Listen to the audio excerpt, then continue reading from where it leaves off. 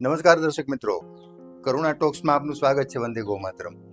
દોસ્તો, બહુ લાંબી રાહ જોડાવ્યા પછી અંતે મેઘરાજા ગુજરાત વધાર્યા છે. આમ તો 22-23 જૂને દક્ષિણ ગુજરાતમાં પ્રવેશ થઈ ગયો હતો, પણ જેમ મહારાષ્ટ્ર પાસે નૈઋત્યનું ચોમાસું રોકાઈ ગયું હતું, એમ દક્ષિણ ગુજરાતમાં પ્રવેશ પછી પણ મેઘરાજા ત્યાં થંભી ગયા હતા. લગભગ 8-9 દિવસે ત્યાંથી બહાર આવ્યા અને 30 જૂન પછી એટલે કે આગળ વધ્યા ઉપર અને સૌરાષ્ટ્ર બાજુ આવ્યા. તો સૌથી પહેલાં તો 2 દિવસથી સરસ રીતે સૌરાષ્ટ્રમાં, હજી જો કે સૌરાષ્ટ્રના કેટલા ભાગોમાં વરસાદ પડ્યો છે, બધા ભાગોમાં હજી નથી પડ્યો. જ્યાં પડ્યો છે ત્યાં પ્રમાણમાં સારો પડ્યો છે, હજી પડી રહ્યો છે. પણ આશા છે, હવામાન વિભાગ ખાસ તો કહે છે કે લગભગ 7 તારીખ સુધીમાં આખા ગુજરાતને કવર કરી લેશે અને સચરાચર વરસાદ થઈ જશે. હવામાન વિભાગની આગાહી એકદમ ઓથેન્ટિક હોય છે, એટલે આપણે એના ઉપર પૂરી શ્રદ્ધા રાખીએ. મેઘરાજાને સૌથી પહેલાં તો વેલકમ કરીએ, એનું સ્વાગત કરીએ અને કહીએ કે તમે મોડા તો આવ્યા છો, 10-12 દિવસ મોડા તો છો જ, પણ હવે મોડું ના મૂકતા. આપણે એમ કહીએ ને કે તમે લેટ છો, પણ હવે આવ્યા છો તો બરાબર જમાવી દેજો. મેઘરાજાને પણ આપણે એવું કહીએ કે તમે ભલે થોડાક 10-12 દિવસ મોડા આવ્યા છો, પણ હવે તમે છે ને જમાવી દેજો બરાબરના. તો મેઘરાજાનું સ્વાગત કરીએ અને હવામાન વિભાગે જે પોતાની વેબસાઇટ ઉપર છેલ્લામાં છેલ્લો નકશો મૂક્યો છે એ હું તમને બતાવવાની કોશિશ કરું છું. અને મેઘરાજા કેટલે પહોંચ્યા છે, આજ બપોર સુધીનો, અત્યાર સુધીનો અહેવાલ છે, અત્યારે હું વાત કરી રહ્યો છું ત્યાં સુધીનો આ અહેવાલ છે, તો એ તમને સૌથી પહેલાં હું બતાવવાની કોશિશ કરું. જો દક્ષિણ ગુજરાતમાં પ્રવેશ જે મેં હમણાં વાત કરી, તો લગભગ 22 જૂને દક્ષિણ ગુજરાતમાં મેઘરાજાનો પ્રવેશ થઈ ગયો. તો આ એરિયા દક્ષિણ ગુજરાત છે, આ મહારાષ્ટ્ર છે. ત્યાંથી આગળ વધીને દક્ષિણ ગુજરાતમાં મેઘરાજા અહીંયા રોકાઈ ગયા હતા. હવે અહીંથી આગળ વધવામાં એને લગભગ 8 દિવસ 9 દિવસ લાગ્યા. એટલે હવે કંઈ વાંધો નહીં, જે મોડું થયું હોય તો થયું, પણ મેઘરાજા અત્યારે અહીંયા પહોંચ્યા છે. આ દિવસ છે 1-2 જુલાઈ, એટલે આજ બપોર સુધીનો આ જે બ્લુ લાઈન છે, આ જે ભૂરી લાઈન છે, એ આજ બપોર સુધીનો મેઘરાજાનો જે અહેવાલ છે એનો નકશો છે, હવામાન વિભાગે બનાવેલો ઓથેન્ટિક નકશો.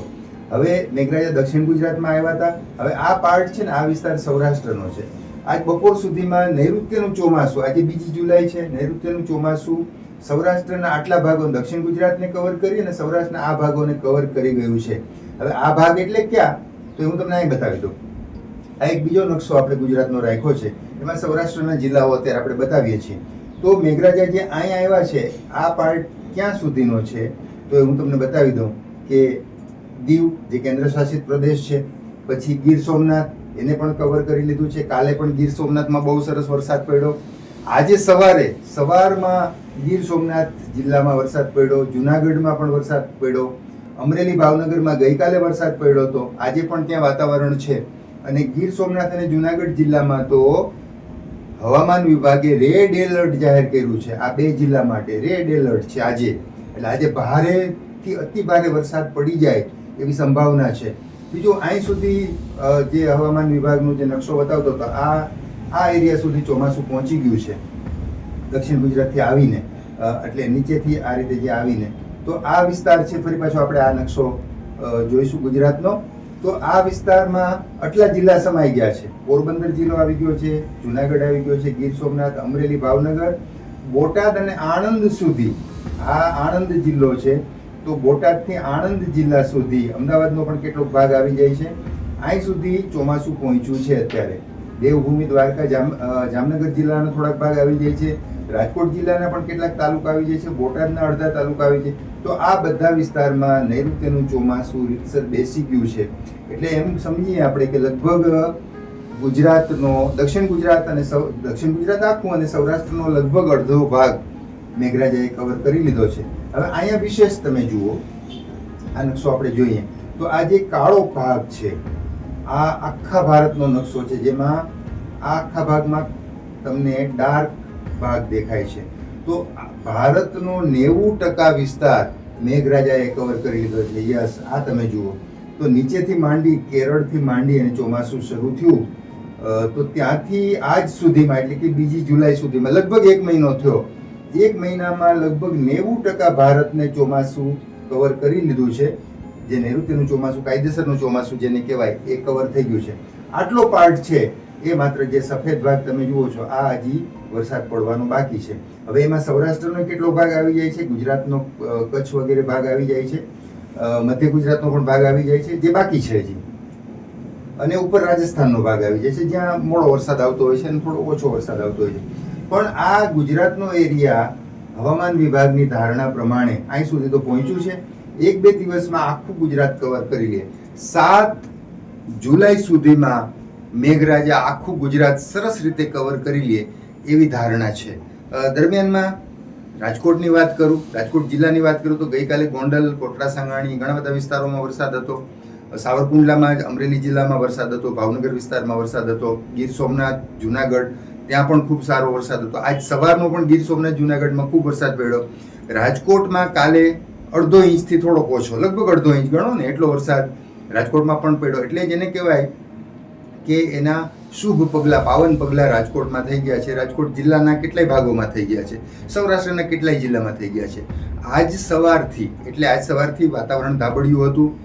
બપોરનો સમય થયો, લગભગ 11:30 વાગ્યાથી રાજકોટમાં ધીમી ધારે વરસાદ શરૂ થયો. હું તમને એ પણ બતાવું છું, અહીં વિડીયો તમને બતાવું છું. રાજકોટમાં આજે છેલ્લા લગભગ 1.5 કલાકથી ધીમી ધારનો વરસાદ તમે જોઈ શકો છો.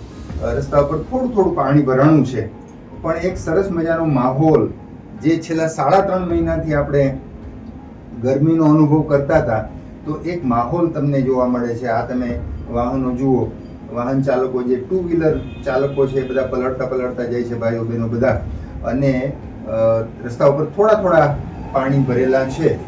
પણ તમને એક શાંતિ થાય, એક શાતા થાય એવી શરૂઆત ગઈકાલથી જ રાજકોટમાં થઈ ગઈ છે. આજે બપોરે પણ આ દ્રશ્ય આપણને જોવા મળે છે. અત્યારે પણ જુઓ તમે, વરસાદ ચાલુ છે. આ લાઈવ તમને હું અત્યારે બતાવી રહ્યો છું કે વરસાદ અત્યારે ચાલુ છે. વરસાદ ધીમી ધારનો, ભલે બહુ ધોધમાર કહેવાય એવો વરસાદ નથી, પણ ધીમી ધારનો વરસાદ. અક્ષર માર્ગના આ દ્રશ્યો છે. કાલાવડ રોડ પર સ્વામિનારાયણનું જે મંદિર છે, BAP સ્વામિનારાયણ મંદિર, એની સામેનો જે રોડ છે એના દ્રશ્યો તમને અત્યારે અમે બતાવી રહ્યા છીએ. અને લાઈવ વરસાદ અત્યારે જુઓ તમે કે વરસાદ અત્યારે પડી રહ્યો છે ધીમી ધારનો, એ દ્રશ્યો તમને હું બતાવી રહ્યો છું. એટલે રાજકોટમાં પણ સરસ શરૂઆત થઈ ગઈ છે, ગઈકાલથી થઈ ગઈ છે. ગઈકાલે 1/2 ઇંચ જેટલો જ વરસાદ આવ્યો. આપણે અપેક્ષા રાખીએ કે આ ભાગ હજી જે બાકી છે ગુજરાતનો, આજકાલ 2 દિવસમાં કવર કરી લે અને ભારતનો બાકીનો ભાગ પણ કવર કરી લે વહેલી તકે મેઘરાજા. લગભગ 90% જેટલું ભારત કવર કરી લીધું છે, 10% જેટલો ભાગ બાકી છે. પણ 7 તારીખ સુધીની હવામાનની આગાહી છે ગુજરાતના ભાગ માટે. તો ગુજરાતમાં 7 તારીખ સુધીમાં ચોમાસું બરાબર છવાઈ જાય, ખૂબ સારો વાવણી લાયક વરસાદ થઈ જાય. અગેન મેઘરાજાને કહીએ કે તમે મોડા તો છો જ, ઠીક છે, તમને તો ધરતીના ધણી છો, તમને કંઈ કહી ના શકાય, પણ હવે મોડું ના મૂકતા. હવે જે થોડાક મોડા ભલે પડ્યા, પણ એમ કહેવાય કે બરાબરનો રંગ જમાવી દેજો, લોકોને ખુશ કરી દેજો. અબોલ જીવોની પણ વરસાદ ઉપર કેટલી બધી આશા હોય છે, માનવની કેટલી બધી આશા હોય છે. તો એ બધી આશાઓ હવે આપણી પૂર્ણ થઈ જાય એવી અપેક્ષા રાખીએ.